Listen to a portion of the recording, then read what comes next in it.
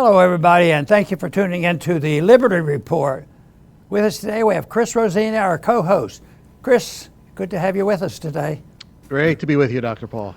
Good. We're going to solve problems as usual. At least we make an attempt to it. There are plenty of problems out there, and there are some people in our government, it seems, that likes war. But they would deny that. They're preventing war all the time by making war. And we're going to talk a little bit more about, we mentioned it yesterday on the program, but why is Russia right now sending warships to the Caribbean? And should we care? You know, they have to come a long way, and they tried that once before. It reminded me when I heard about this, and even submarines that are capable of carrying nuclear weapons. It reminded me very well about the October of 1962, because that was a big deal, and there definitely were missiles in Cuba, and a confrontation, and it was fortunate that Kennedy and Khrushchev worked that out, talking it out over the phone. We conceded things secretly, which they couldn't do because we were doing something to them. We were surrounding their country with nukes, and they argued, well, we should get a little close to the United States. But anyway, it was solved by us taking weapons out of Hungary and Turkey, and then we also had the agreement that they would take the weapons out of Cuba. So, but this time now they're getting ready to, in a way, and I can't help but thinking about this, have we made no real progress, in this? And we haven't really over the long term, but there's no reason why we can't. I mean, the logic is on our side, peace and liberty is on our side, so we should do a better job. But Chris, we want to talk more about that, but before I do that, I wanted to make a comment about what's going on in the economy. And it seems like those people who like chaos in the streets, whether it's done socially with borders or the economy, there's lots of chaos in the streets, and the theory is that there's a group of people who would like to cause chaos and create a mess where Marxism can move in and say, oh, we have it. See what happens when you have free enterprise? Just look at that. That was very disturbing to me when we heard the quotes coming from the opposition. Well, look at what you have, and they pointed out all the shortcomings of our economic system, the shambles that's in the inflation that we have, and all the fighting and fuming going on. So this bothered me because we don't have free markets. We have a mess is what we have, and that contributes to the homelessness and some of the other things. And we all are very much aware of the bubbles that exist. People are very happy with the stock market right now and the NASDAQ and all the speculative investments being made. And this morning there were some employment statistics that surprised people, and because that statistic didn't satisfy everybody, there were some sudden changes of attitude about who purchases gold today, and they have the answer, well, it was all China's fault, and back and forth. But it isn't quite that simple. When they don't understand Austrian economics, they have to look at numbers and figures and dates and timing and what the Fed's going to do tomorrow. But in Austrian economics, there's another factor. It's called subjective information, subjective theory of value. And people in markets can do just anything they want to do on the short run. But on the long run, I narrow it down when I wonder, why are they doing that? Why are they reacting this way? And it only comes to my understanding that it's because markets work that way, and there are emotional reactions. What happens one day is usually corrected, because on August 15, 1971, to me, a light bulb went on, and this is bad news. There's going to be inflation. The dollar's going down in value, and gold is going to go up, and prices are going to go up. And that's what happened. Even though there's been a lot of ups and downs on it, there was this problem. And right now, we're in a predicament for many people who are trying to do something about preserving their wealth and protecting themselves. And that is not easy. But the one thing over all these years and all my effort to understand this, history shows that the one thing that you can long-term predict certain things about gold. If you take a sound currency and make it unsound and just create new units and print more money, the value of that currency will go down and the price in terms of that unit will go up. And that is exactly what's happened. I mean, even though there'll be ups and downs, when people say, well, maybe it's over, maybe we have to quit, and it's not a good haven, and people will point out why gold really doesn't work. But it is the length of time that it takes for this to work out. So people say, what do you mean? How long you have to wait? You know, you can't wait forever. But historically, you can look at it and be fascinated with it, because when people warned in 1913 about the danger even of a Federal Reserve, and said something like August 11th would come, that the crisis would come, and that's what would happen.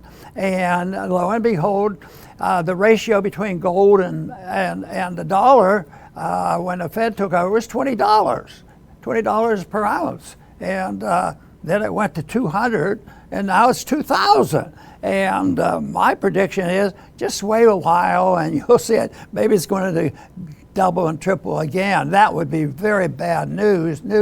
But after looking at all these and all the statistics, there's two things that I think are the most important. And that one is debt. As long as our government has the privilege, and they still have a lot of privilege in the world, people still want our dollars, even though less so than in recent years. It's still alive and well, and they print.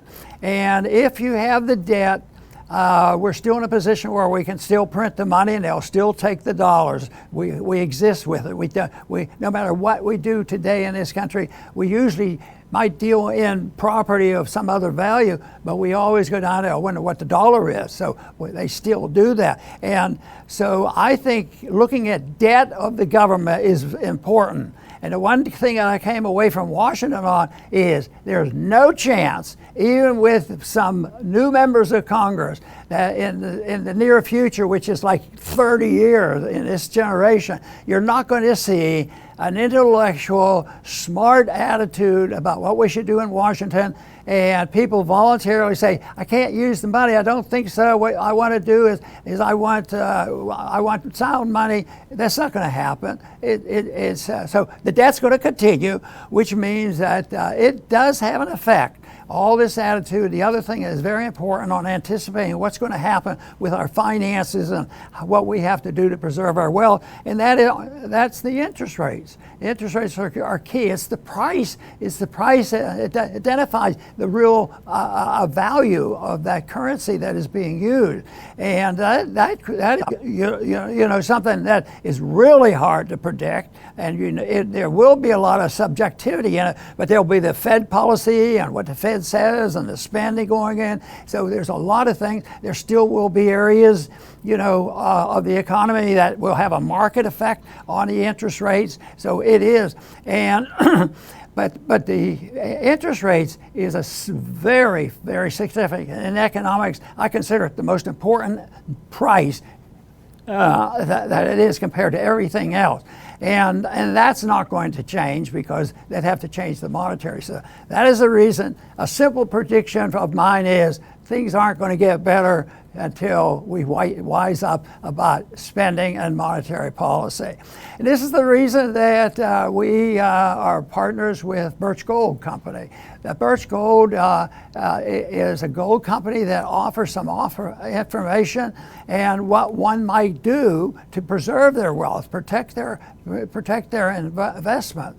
And it involves putting gold into an IRA account and a 501(k), put that in savings, and there's advantages to that. It's a little bit complicated, but not that difficult, because the business that Birch Gold is in is working through that to get it, do it correctly, and then you can put hard assets into the IRA. And I think that's important enough to say you ought to look into it. You know, I look into everything I can find about investments, even though I've been trying to figure it out all along. But this is one thing that people should at least look at. And this is what they offer. They said, if you'd like to know a little bit more about a gold IRA account, what you can do, there's a number on the screen. If you text Ron at 989898, you'll be in touch with Birch Gold, and they will send you the material. They will send you an introduction and some advice about what to do. And they don't charge for this. And there are taxes involved where you'll find out that in the transfer you don't pay taxes. But it's worthwhile, and that is the reason. As chaotic as it is in our market and our foreign policy, which we're going to be talking about, there has to be protection, because even the foreign entanglement has an effect on the value of a currency, and that enters into the calculation. So this is very important to understand, because if you put that all together, you know, you can work a lifetime, but there's been times when countries like Venezuela and Zimbabwe, wealth has been wiped out overnight. That's what happened with our continental dollar. That happened. But there's been a lot of that ups and downs in this country already when people lose, no fault of their own, but the fault of the money managers. So to me, it's very important to know that as much as you can figure out and information you can get. That's why we do work with Birch Gold. Getting in touch with Birch Gold is texting, as it's mentioned on the screen. Text Ron at 989898 and get in touch with Birch Gold. And Chris, I want to now talk about this other thing that has an effect on finances. It's spending. I've made a big point about spending, and boy, I'll tell you what, the spending that we spend on militarism has nothing to do. They call it the Department of Defense. We have to have that. It's patriotic. We have to protect ourselves, and they should change the name. It's the Department of Offense. Why are we in 120 countries? And it's crazy. We can't even pay the interest to get. We don't have enough money to pay the interest on the debt we ran up with the Department of Defense, the defense money.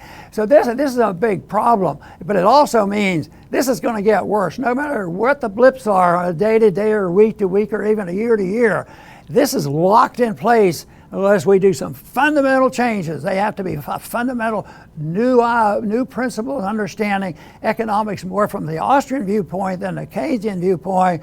And we also have to work in there, for a lot of reasons, our foreign policy. But today we want to talk, Chris, and I know you've looked into this, a little bit about, you know, what's going on with Russia. Why are they getting nervous? They're talking about sending war vessels, war ships down into Caribbean, into Cuba, and media. You know, that made me bring back memories, because in October of 1962, I got a little notice, and about being drafted, and I eventually was drafted into the military, and it was a major deal in 1962, and it was resolved. But here it is again. It's back here, and the big deal there was the Soviets at the time had weapons in Cuba. They could have easily reached New York City, and so that was a big deal. And now we're back doing that again. I keep thinking, what have we learned? You know, have we learned anything? Is Russia the Soviet Union? And some people still think it is, or wished it were, so that they could keep spending and having all these wars fought without an argument. But this is similar, but it's a little bit different. And Chris, I think both the economic thing and the spending is tied directly with our foreign policy, and the American people need to pay close attention if they want to figure out how do we protect our liberty and how do we protect our earned wealth. That's right, Dr. Paul. Yes, it's pretty scary, actually, how reckless our government is. On this show, we often point out that when we look out of our country, we see no foreign military bases circling our nation. There are no occupying troops here. When I go out today, there's no checkpoints I'm going to have to go through, because there's a foreign nation occupying. No one is sending missiles to Mexico or Canada that can be fired into the United States. So when you look at our country, it's the exact opposite. We have endless wars for 100 years at least, 800 plus military bases peppered all over the world surrounding Russia, China, Iran, North Korea. We're the exact opposite. We send weapons into Ukraine that could be fired into Russia, and finally Russia has had it. They've watched NATO, which should have been disbanded after the Cold War. NATO was to counter the Warsaw Pact. The Warsaw Pact dissolved. NATO should have dissolved, but they did not. Instead, they pushed all the way up to Russia's border, and Russia said, that's as far as you could go. We can't have you in Ukraine. And we're seeing why they don't want NATO in Ukraine, because Ukraine is now firing into Russia with weapons that we give them.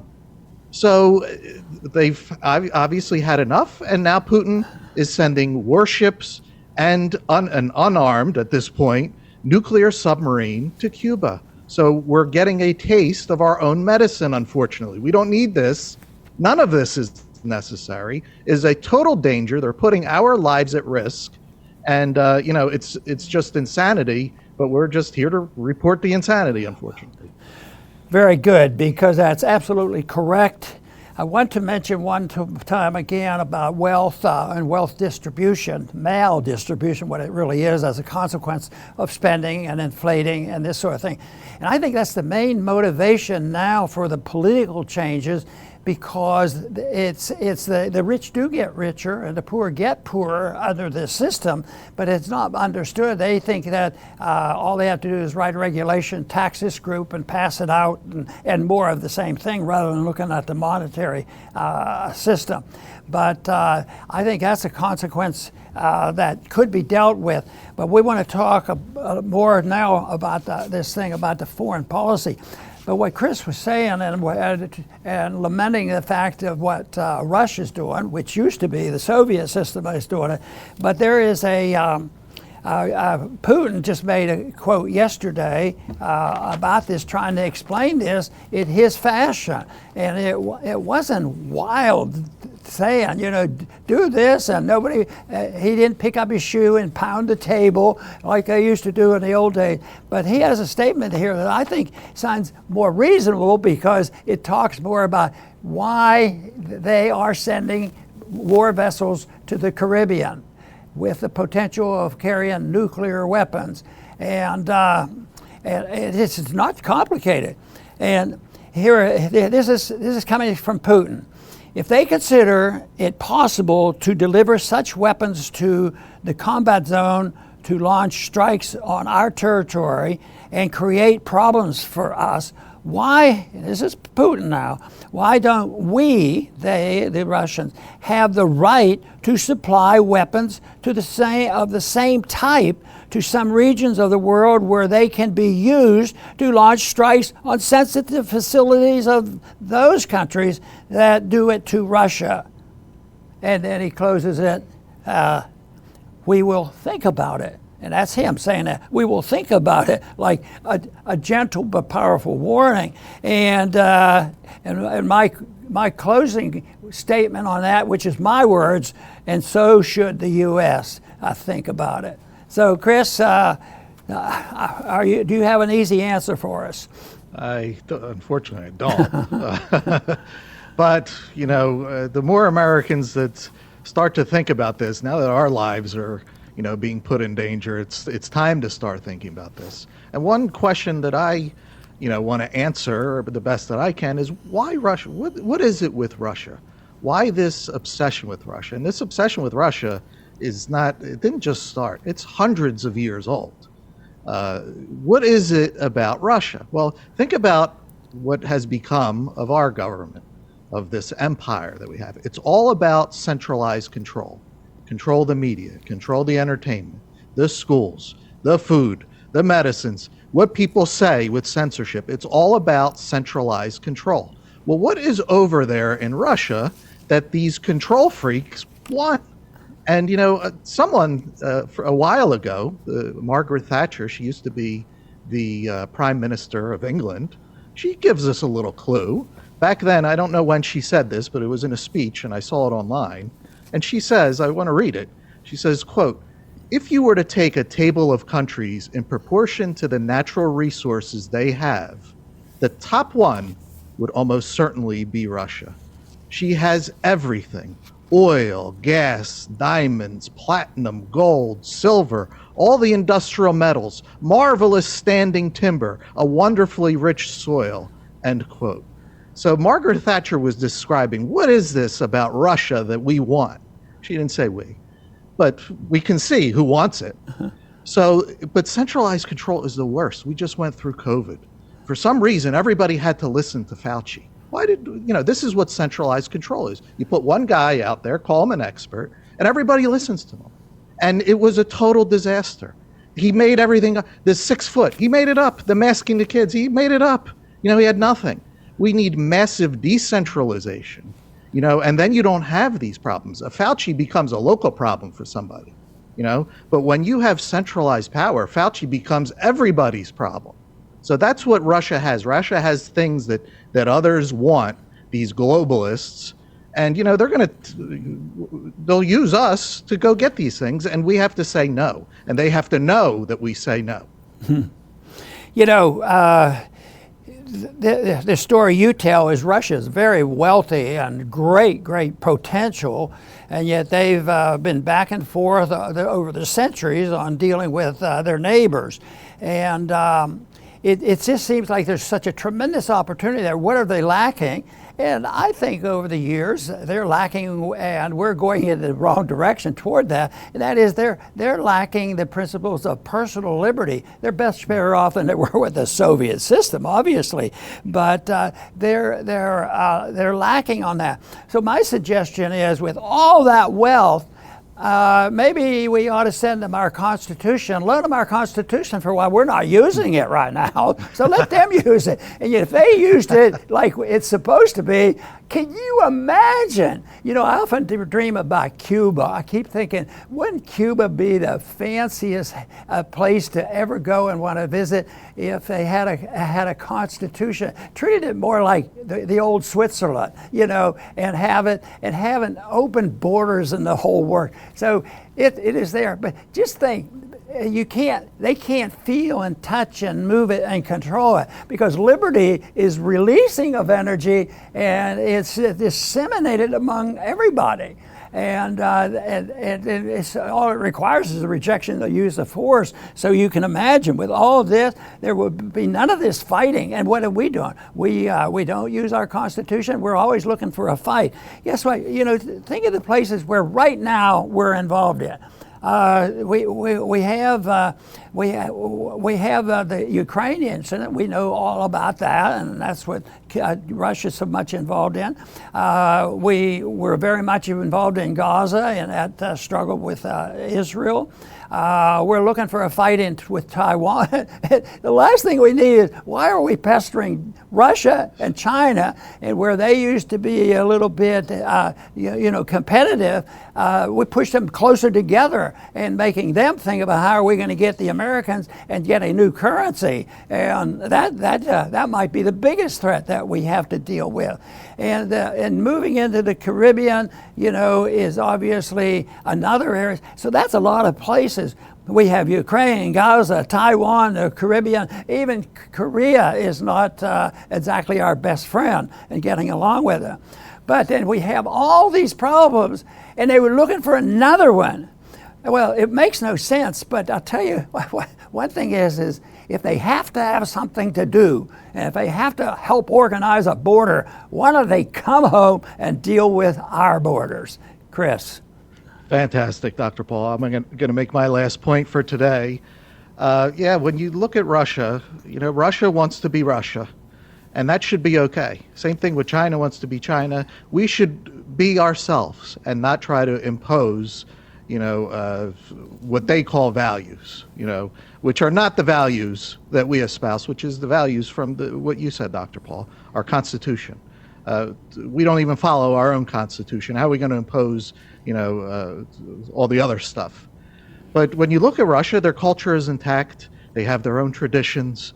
Christianity is flourishing. Christianity is not flourishing around the world, but in Russia it is. They are not woke. They do not have open borders. So imagine the Russians, they're there, and they peer out over their, coastline, over their borders. And what do they see over in the West? Cultures are being destroyed. Open borders. In Europe, over here, we celebrated yesterday D-Day, and people are saying, I don't even recognize this nation anymore that we fought for. So the Russians look out and see this, and it's on their doorstep, and it's coming for them. So how do you think they would feel? And how hard do you think they would fight? When you think about World War II, they lost 20 million people fighting off the Nazis so that they wouldn't be beaten by them. We have never, ever come anything close to sacrificing that many people for anything. But it shouldn't come to that. Russia should be left alone to be themselves. We should not be trying to remake anybody. We have a lot of remaking to do here. We've gone downhill so far that it's going to take generations to come back. So, that's the way I see it. Hopefully, we avoid the worst case scenarios. But the way things are going, with warships now coming in our direction, it's heading in the wrong direction. The war hasn't gone well for NATO in Ukraine. And it's really NATO. Instead of saying that war started when Russia invaded Ukraine, it should be said is when NATO committed a coup and threw out an elected government in 2014. That's really what has happened. But Biden, the other day it was announced that he gave permission to the Ukrainians and Zelensky that we have no restraints on you. Of course, we're not there and we're not responsible. We don't have troops on the ground and all this, but we pay for the whole thing and then we direct it. So it was announced, Biden gives permission to Ukraine to start bombing inside Russia territory, which is supposed to be a red line. You don't cross that line. And then all of a sudden, Russia decided that they would speak out about this. But also, in a conversation between Biden and Zelensky, this is sort of just so dumb. We do all this and create these problems, but when Biden got to talk to Zelensky, he apologized to Zelensky because we're a little bit late on sending him more killer weapons, and spending more money.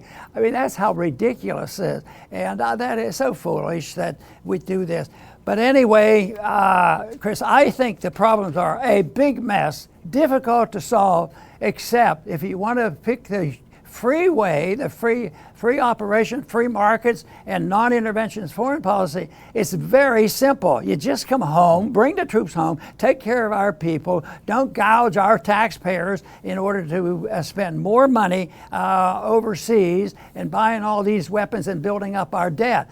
If we just change the economic policies, have a sound currency, it wouldn't take a whole lot, and it would be, an adjustment period, but it might be a year to adjust. But at the rate we're going, in a year it's going to be worse because we're not slowing up on the spending. We're not bringing the troops home. We're looking for more fights. What are we doing? This is what we're doing with Russia, and now we're going into the Caribbean and the whole works. So we need to see the shifting of gears. We might say, well, you're too optimistic. It couldn't ever happen in a year or two. But it would be a big deal if the message was sent that we are changing things. We are going to have an honest currency. We're going to balance our budget, and we're going to bring our troops home. And I believe that liberty would flourish, and so would our economy. I want to thank everybody for tuning in today to the Liberty Report. Please come back soon.